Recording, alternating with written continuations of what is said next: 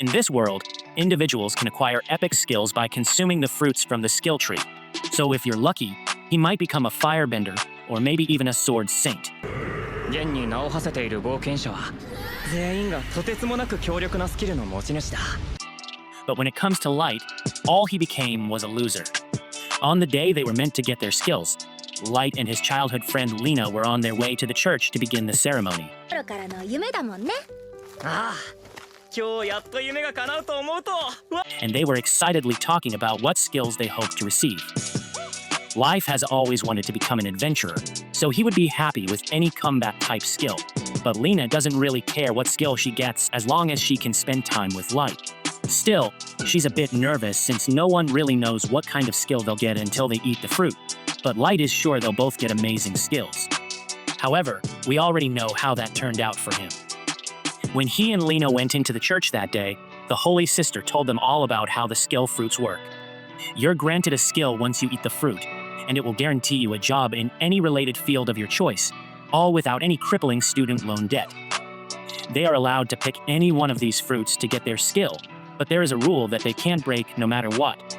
You're only allowed to eat one skill fruit over the course of your entire life because if you try to eat a second, they'll poison you. A lot of people have ended up dying because they didn't like their skill and tried to eat a second fruit. So the Holy Sister wants to make it very clear that eating more than one has a 100% fatality rate. Lena is shocked to hear that the fruits are so dangerous, but the Holy Sister assures her that as long as she doesn't eat a second fruit, then she'll be perfectly fine. With the warnings out of the way, the Holy Sister tells them to begin selecting their fruit, so Lena steps up first. She takes a bite out of one of the fruits, and she immediately feels something happening to her body. There's a blinding light, and Lena's body suddenly becomes very hot.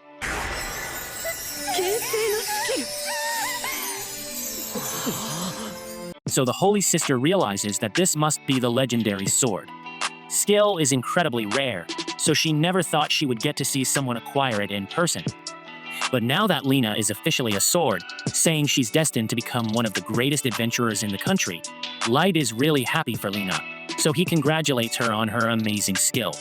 But it's his turn next, so he steps up to the altar and picks a skill fruit for himself. He knows he probably won't get something as good as the Sword Saint skill, but he's still hoping to acquire a decent combat skill so he can fight by Lena's side. However, as he takes a bite and the skill flows into his body, he's disappointed to hear that he's just in that master. The sister tries to be as supportive as she can, but yeah, the only fighting Light is going to be doing is against the pests. Out in the field, Light is devastated that his dreams of being an adventurer have been ruined, so he asks if he can try again. But the sister was very clear about the 100% fatality rate, so she's not letting him eat another fruit. Lena endeavors to uplift Light by announcing that she will remain in the village and cultivate fruits alongside him, as she is unconcerned with her actions as long as they are in close proximity. However, the Holy Sister is unyielding in her opposition to this fanciful display of love and compassion. Lena's Sword Saint skill is a once-in-a-decade marvel, so she's not going to let her waste that talent by becoming a farmer. She demands that Lena become an adventurer for the sake of this country, and in fact, she'll be taking her to the royal capital immediately so she can begin her training there. Lena doesn't have the guts to refuse the Holy Sister's demands, so she gets dragged off, but she promises to come back for Light someday.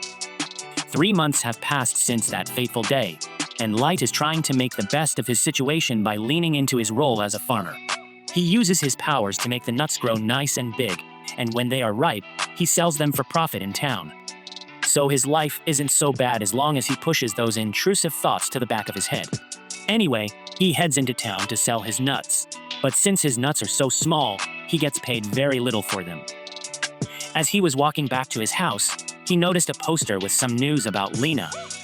She's apparently been promoted to S rank in the 3 months since she left the village and is doing incredibly well for herself. Naturally, she is delighted for her, however, hearing about her success only serves to reinforce his sense of failure. Even though he knows that he doesn't have the skill to become an adventurer, Light has been training every day in hopes that he might naturally unlock a sword skill or something.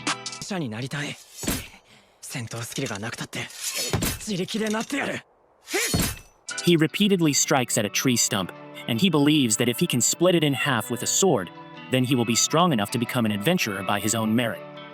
However, hard work doesn't always pay off, so the only thing he got from all that training was some bruised wrists. He falls to the floor in defeat and begins wondering if Lena still remembers him. She said she would come back for him, but with all the fame and fortune she's acquired, he wouldn't be shocked if she had forgotten his name and his face altogether. Just then, a little girl named Ayla walks up to Light and says she brought him a cup of water. She's pretty much an orphan, and the village chief didn't want to deal with her, so he kind of just left her on Light's doorstep. One day, Light saw that she had nowhere to go, so he decided to take her in, and the two have been living together ever since. Ayla tells him she's done with dinner, so if he wants to, he can come inside to eat, and Light happily obliges. He takes his first bite of the food, and while he eats, Ayla asks how today's harvest went. Overall, Light says today's profits were pretty good, especially since he started focusing on growing skill fruits recently. And by the way, he separated all the skill fruits into those boxes clearly marked with skull emojis, so under no circumstances should Ayla eat any of those. Ayla hadn't realized that the skill fruits were dangerous to eat, so Leg's warning is really helpful. Or at least it might have been an hour ago because they used a bunch of those fruits to make the stew they are eating right now. Light gets up in a panic and asks if she's sure she put skill fruits in the stew, but she definitely did. And from what the Holy Sister said, eating a second skill fruit is a guaranteed death sentence. All of a sudden,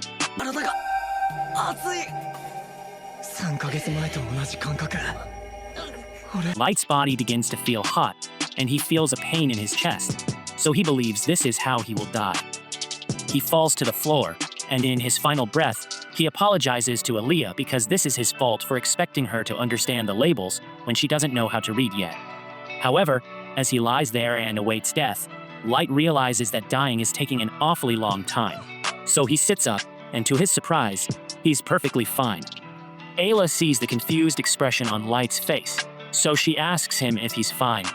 That's exactly why he's confused. He had a second skill fruit, which should have been fatal. So why and how is he still alive just then? He has a piercing headache and feels the power of a new skill rushing into his body. Just then, Ayla starts to feel a sharp pain in her body as well, and since she ate the stew, that must mean she's about to acquire a skill as well. All of a sudden, Ayla is able to see words floating in front of Light and reads out the info of his Nut Master skill. In addition to the ability to grow nuts, Light's skill also makes him immune to all nut poisons. Light is shocked and asks Ayla how she knows this, so she tells him she can see words floating in the air, and Light realizes she must have acquired some sort of appraisal skill. Ayla keeps reading Light's information and sees that he has a second skill now, so she tells him that he possesses an ability called Sword God. The Sword God skill greatly increases the Light's attack power when he's holding a sword, as well as greatly increasing his magic resistance. If what Ayla said is true, then this might mean that his dream can finally come true, so Light wants to test it out for himself. He runs outside with his sword and goes back into the forest to see if he really has a new sword skill. He raises his sword, and with a single swing, he slashes the tree stump in half, as well as that of the bigger tree behind it. So it's safe to say that as of this moment, Light is OP. The next day, he heads out into town so he can go to the guild and finally become an adventurer. He's really excited since he's always dreamed of coming here, and the first thing he spots is the notice board full of bounty quests. If they successfully complete a quest, then they'll be able to buy new equipment and tasty food. But making money isn't the only reason Light came here today. He wants to figure out how much his Sword God skill will actually help him in battle. And if it goes well for him, then he might be able to become an official adventurer. He tells Ayla to sit on a bench and wait for him while he gets a quest at the front desk. And while he's gone, Ayla takes the opportunity to use her appraisal skill on all the people in the guild. She's amazed by all the different types of skills that exist, but she's also shocked by how useless some of them are, like this guy who has a self-damaging skill. Just then, she hears a commotion over by the front desk, so she looks over and finds Light in the middle of an argument with one of the adventurers in the guild. The man recognizes Light as the guy who's always selling his nuts in the market, so he mocks him and says a loser like him doesn't belong in the guild. But Light completely ignores him and just tells Ayla that they can leave. Now the guy is offended that Light would dare to ignore him, so his completely normal reaction is to attack the Light with his sword. Light's Sword God skill also improves his reflexes.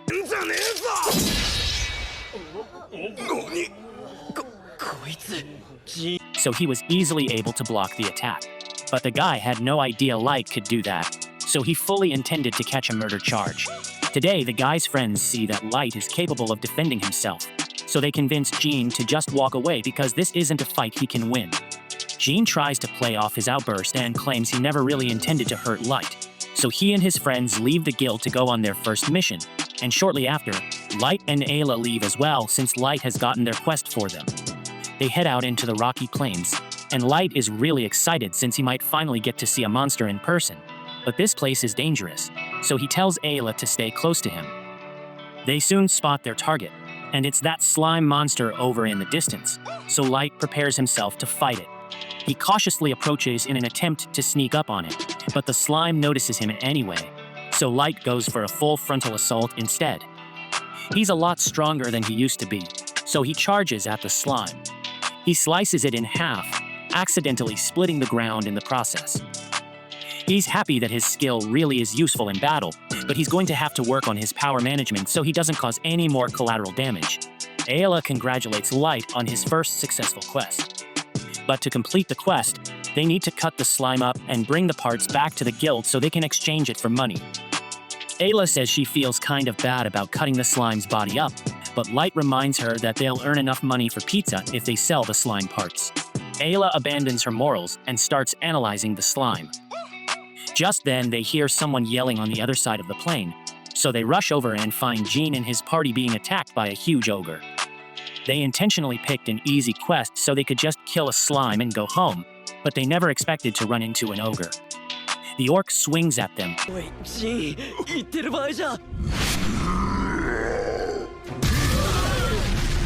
and they all jump out of the way. But even if they manage to dodge that first attack, they stand no chance of winning against that thing. Light calls over to them to ask if they are all right, and as soon as Jean spots him, he comes up with a plan to escape. He and his friends start running straight at Light, and Light is a bit confused by what they are doing. Then they run past him, and he realizes they're trying to use him as bait so they can flee. The ogre now intends to attack Light, so he has no choice but to fight it, and in fact, this works out well for him since he needs to test the limits of his new skill. The ogre swings his mace at him, so Light jumps to the side to evade it, but he's playing a risky game, so Alo warns him that his sword god skill doesn't increase his defense, meaning if he gets hit even once, he's going to die. Even with the threat of dying, Light still refuses to back down from this fight since he's going to become the world's greatest adventurer, and if he plans to accomplish that goal, he needs to overcome this challenge. He has finally gotten used to his body's new strength, so Light jumps into the air, and as the ogre tries to strike him, he slashes its mace in half. No matter what it takes, he will make sure he catches up to Lena so the two of them can be together again. So in one swift motion,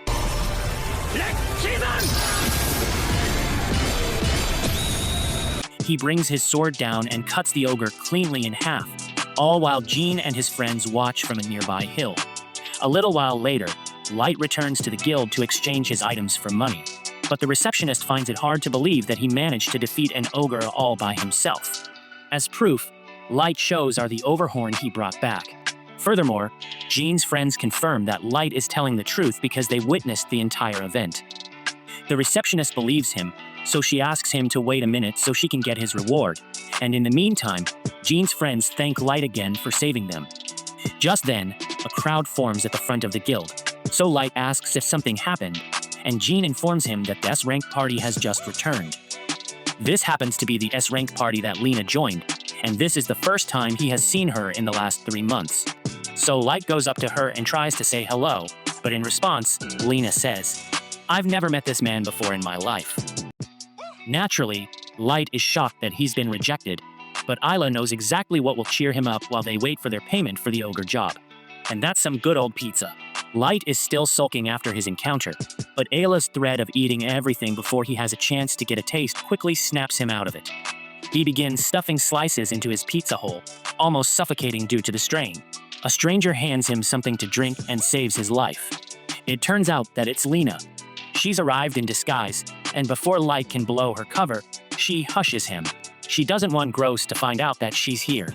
The three sit down together, and the girls introduce themselves. However, Light is primarily interested in understanding the situation. She tells him to keep it down and counters with a question of her own. Why was he at the guild? Light smirks and proudly declares that he and his little peaks of vacuum that he calls an assistant are actually adventures. It's a long story, and Light is happy to tell it. In the end, Lena's overjoyed to discover that her friend has finally achieved his dream. Light says that with his incredible sword god skill, he'll catch up to her level in no time. Lena's happy to see that Light hasn't changed one bit since they last saw each other. Light asks about Sacred, eager to find out what life is like with the greatest party, but Lena's mood changes at the mention of her team. As it turns out, there are challenges along the way. Lena explains that she's only working with them because that is what the Holy Sister has commanded. She truly has no choice in the situation. The money is great, but the vibes are just off. Lena warns him to stay away from Sacred. They're not the people he thinks they are. That explains why she pretended not to know him earlier. But once I know why she doesn't like Sacred. Lena flashes back to 2 months prior while she and her team were on a job. Their opponent was a giant viper terrorizing the locals. Fortunately, fire weakens such monsters, so Gross instructed the resident pyromaniac to intensify the heat. The adventurers easily defeated the serpent, and the fight proceeded smoothly. But as the wind shifted, a new problem arose. The fire began to spread to nearby farms. Lena tried to warn the others, but Gross couldn't care less. When all is said and done, the farm is completely destroyed and the farmers are ruined. Gross coldly explains that crops can be regrown, but lives cannot.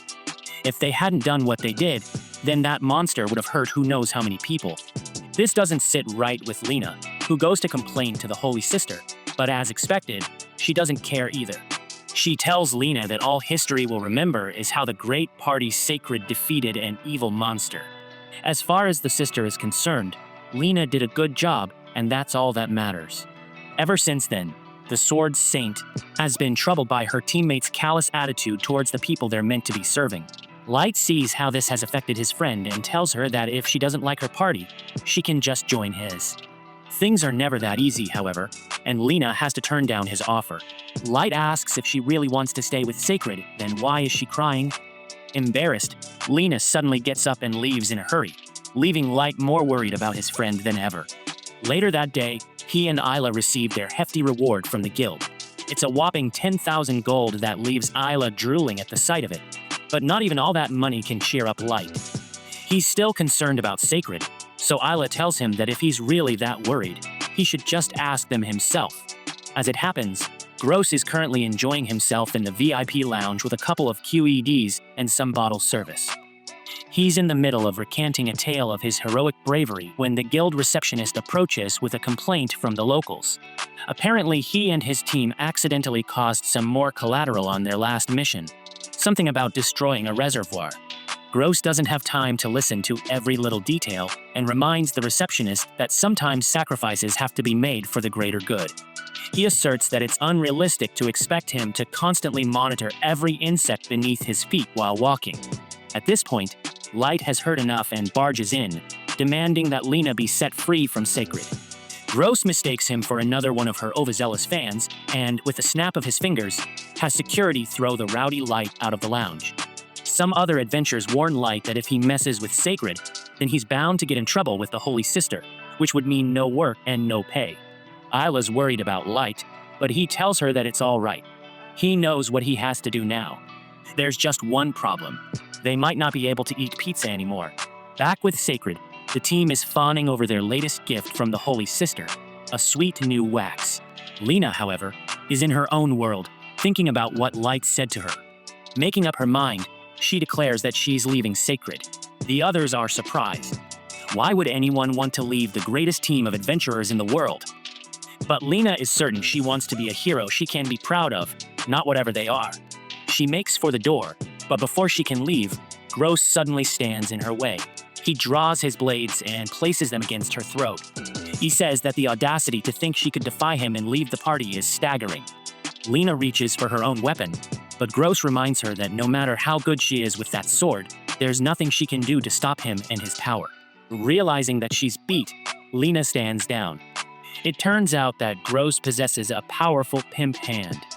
He gives Lena a hard slap and drops her to the floor.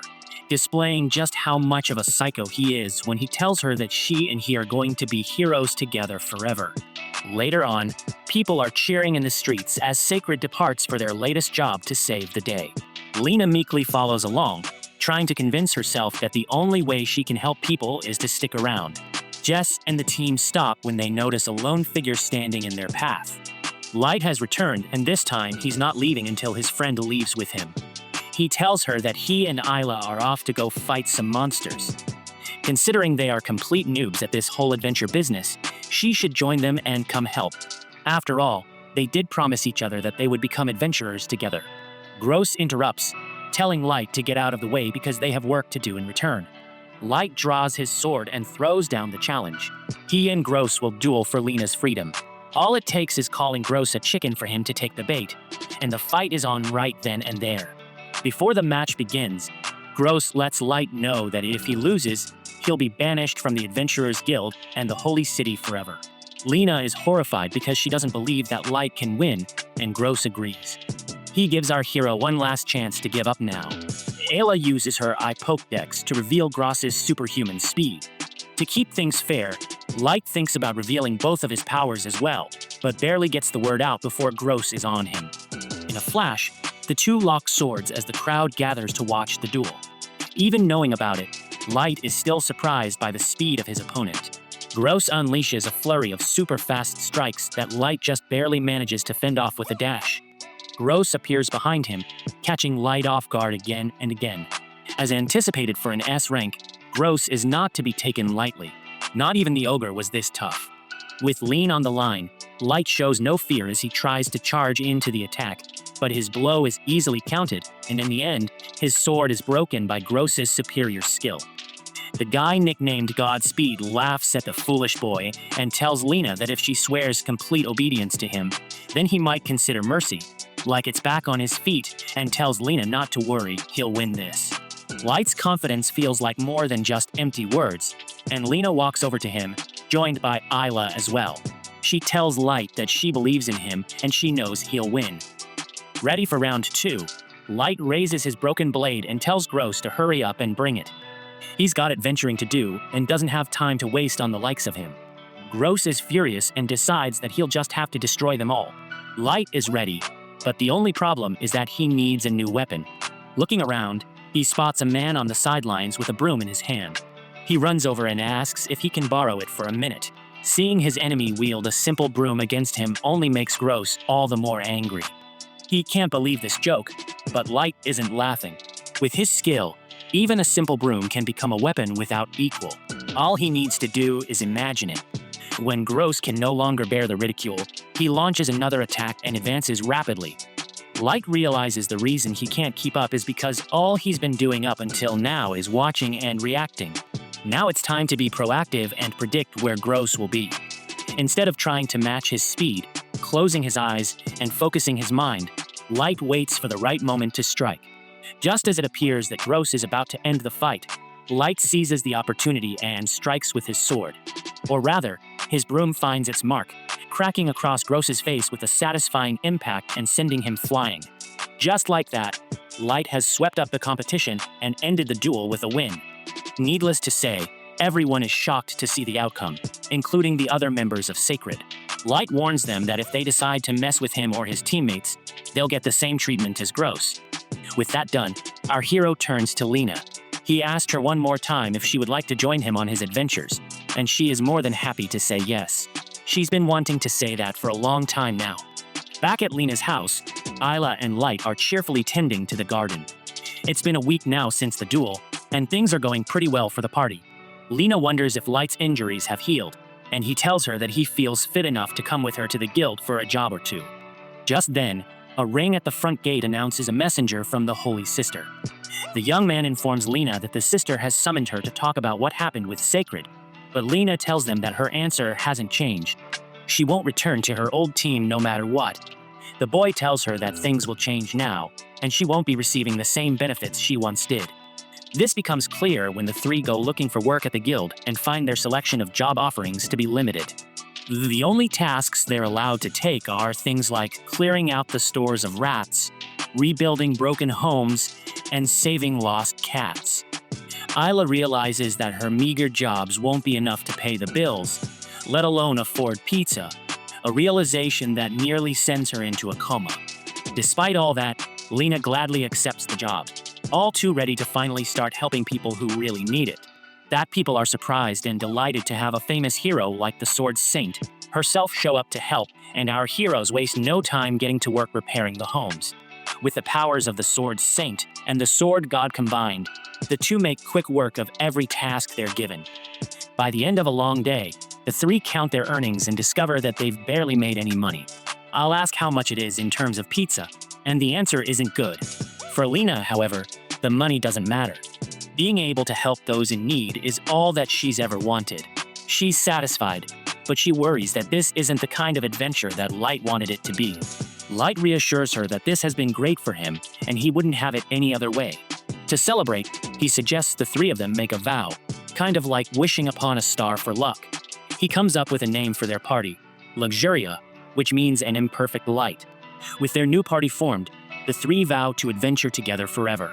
Meanwhile, the Holy Sister is plotting something sinister for the trio. She has a new S-ranked job only they can accomplish, and while someone as talented as Lena might survive, the other two might not be so fortunate. A while later, Light and his new team travel across a bridge that is covered in fog they can hardly see. Belina explains that the place they are looking for should be nearby Jess and Light's. Horse loses its mind, and Lena reveals that they have arrived. A flashback to 3 hours before shows our heroes arriving at the Adventurers Guild. Rumors were starting to spread saying that Lena was going to take a job, and Light declares that this new group called Luxuria will take care of it. The receptionist's gratitude stems from the urgency of her job, yet she remains uncertain about the nature of the monsters causing the trouble. 2 months ago, a hero party was doing some research, and they suddenly vanished. All other adventurers that were sent to find them also disappeared, one after another.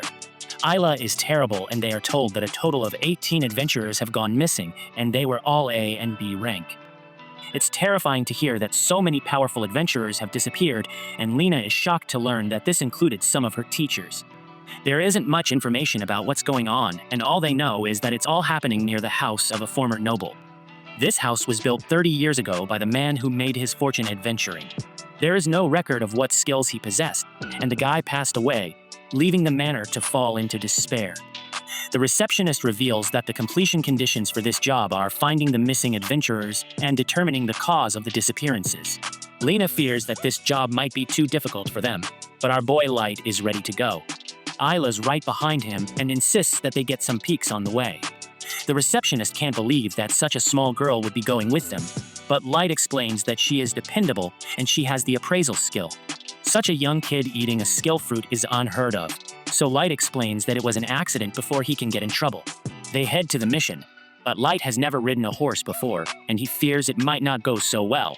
Back to the present, our heroes make their way to the giant house. Lena is deep in thought while coming up with a plan on how to enter the house. But Light is too busy thinking about how some adventurers must make a ton of money. Lena explains that it's actually not that unusual for adventurers to have lavish homes.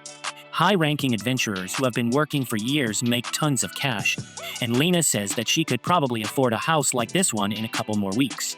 Light dreams of building a house one day, fully equipped with a huge farm and training grounds. Isla pushes herself into this dream of his and says that they should have a candy house too. Her excitement doesn't last long, however, as she falls off the cliff. The other two try to help her, but they all just end up falling together. Light doesn't panic, however, and simply uses the wind pressure from one of his attacks to slow them down. They land safely, but the danger isn't over. The situation deteriorates as they find themselves encircled by monsters. Light's excitement overwhelms him as he satisfies his bloodlust. Helena has noticed something. A closer look at the monsters shows that they are wearing armor. Isla uses her appraisal skill and determines that the monsters were actually once human. They are undead now, and they create more of themselves by biting others. Isla tells everyone not to let the undead touch them, but Light is too busy wondering if he just killed an adventurer. Just then, Isla determines that the undead actually have skills. Some of the skill names are archery, thermal resistance, and sprint. This matches the skills of the missing adventurers. Selena determines that this must be why they never returned. Light is having a hard time coming to grips with having to eliminate his fellow adventurers. But there's no time for that. Lena must rescue him from becoming zombie food, and she tells the fallen hero to rest in peace. Lena explains that they can't just leave the adventurers this way, and the right thing to do is send them to the afterlife. There's way too many zombies, though, so they decide to head into the house to search for survivors. Turns out to just be more zombies inside, and Lena wastes no time when taking them out. Light is amazed as he watches her because she is quickly switching between attacks depending on the enemy type. He explains that the heart is the weakness of the undead, who still look like humans. However, for the ones that are just bones, Lena cuts right through their spines. Isla can't believe what she's watching either, as it's clear that Lena has mastered the Sword Saint. Lighting goes on to say that Sword Saint and Sword God are nearly equal skills. His Sword God is a little stronger, but he hasn't mastered his skill like Lena has. Lena is several steps ahead of him, but Life refuses to just stand and watch. He jumps in and quickly shows his improved skills. Everyone is terrified when Isla comes under attack, but Lena saves her just in time. I can't believe that she stabbed the thing right between the gaps in its armor. But Lena says it's no big deal. She spent the past 3 months fighting more battles than she ever wanted to. Luckily, Isla's okay, but Light knows that he messed up. Fighting while protecting Isla is extremely difficult, and one slip-up could end up being fatal. Light refuses to let anything bad happen to her and vows never to hesitate again. Before they continue, Light wonders why there are so many undead. Only 18 adventurers went missing, but they have seen way more zombies than that. Something doesn't feel right, and they all wonder what happened in this place. As they head deeper inside, they come across a portrait of the noble. Eventually, they encounter more undead, and Light is taken aback by their sudden appearance. What's even more surprising is that some of the undead seem to be acting as decoys. It's like they have minds of their own. So Light tells Isla to check her appraisal ability, then shockingly reveals that these undead have been tamed. Someone is controlling them, and Light notices some threads attached to the undead. Isla's doing more work than she has ever done, and reveals that the threads are being used to transmit magic power. The one controlling them should be on the other end, so they follow the threads. It leads them to a ballroom, but Light somehow has no clue what that is. He assumes that it's for playing ball sports, but Lena explains that it's for dance parties, and a mysterious voice welcomes them and says that she has been waiting for a really long time. She introduces herself as Jitanya, and she somehow knows Light's name. Light is glad to finally see a living person, but he can tell that this chick is not one of the survivors just, and the crazy girl pull on her zombie puppets, and Isla explains that she has the necromancy skill. It allows her to control corpse and spirit-type monsters. That isn't all, as she can also use their skills and unique traits. Light tries to tell Jitanya to help them with their mission, but she is uninterested. She has something much more important to do, and that is to kill the Fruit Master. Light just barely manages to stop a zombie from attacking him, and he demands to know why the crazy girl is trying to end his life. Jitanya reveals that those are just the orders she was given, but she refuses to say any more. Jitanya mentioned something about being part of the Black Swan earlier, but Lena has never heard of that party before. Worst of all, she has never even heard of the necromancy skill. Jitanya is just looking for some entertainment, so she sends out her minions, but they're no match for the teamwork of our heroes. Jitanya isn't interested in Lena, however, and she has her zombies isolate them. She does this by sending zombies with the best skills. Isla does her best to be useful and reveals what their skills are. A girl has the skill called Mirror Strike, which allows her to attack with mirror images on either side of her. As for the guy, he has the Claw skill, which causes his nails to extend and harden while boosting his strength. Jitanya doesn't take kindly to Isla spilling all the information, so she decides that she will have to eliminate her first. Thankfully, Light doesn't hesitate to rescue her this time, but they're quickly surrounded. The zombies are tough enough on their own, so Light doesn't know if he can fight and protect Isla at the same time. Jitanya is relentless, so she sends in the zombies and Light does his best to keep them back. Jitanya doesn't let him get a second's rest, and it's like the wave of zombies is never ending. Lena is also occupied, but she is particularly struggling with the realization that she must destroy them. As it turns out, these two adventurers were the first to reach out to her when she was a newbie. The two of them taught her a lot, while also being very kind. Selena struggles to fight them. She's running out of time, and she's worried because she can't see Light or Isla trying to fight these zombies head-on. It's too difficult, so she comes up with a much better idea. Lena cuts the threads controlling her two teachers, and she is shocked to hear their spirit speaking to her. This is the end for the adventurers, so they put their dreams in the hands of Lena. They say that bringing them down isn't wrong, and Lena realizes that the best tribute she can give them is to destroy the rotting, mutated corpses. She declares that she will do it quickly and painlessly, and slices them in two. Lena sheds a tear as the deed is done, and she says farewell to her kind teachers. Nearby, Light is getting exhausted after doing so much fighting. Just then he realizes something and tells, "I let her check if the necromancy skill is able to create undead." She reveals that it doesn't create them, and the skill can only control the undead in the area. This manor has been deserted for years, so Light can only wonder where all the undead are coming from. Unlike a graveyard or battlefield, there wouldn't be many undead people here to begin with. Light desperately wants to find the answer, so Allah gets to work on it. Britannia is impressed that Light isn't just a great fighter, he's also a deep thinker.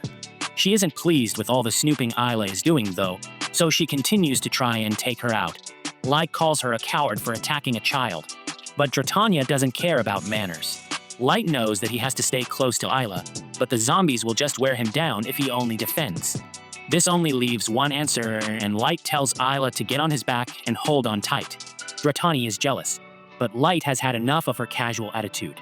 Back with the nun, we see that she is watching something in the future. She explains that it's a shadow devouring the moon. It's quite the sight, and she is sure that not even the strongest people alive can stand a chance against what she is watching. I appreciate you viewing my anime recap, Unruly Family. Please let me know what you think about this anime recap by liking, sharing, and commenting, and please subscribe to the channel to help us reach 5,000 subscribers.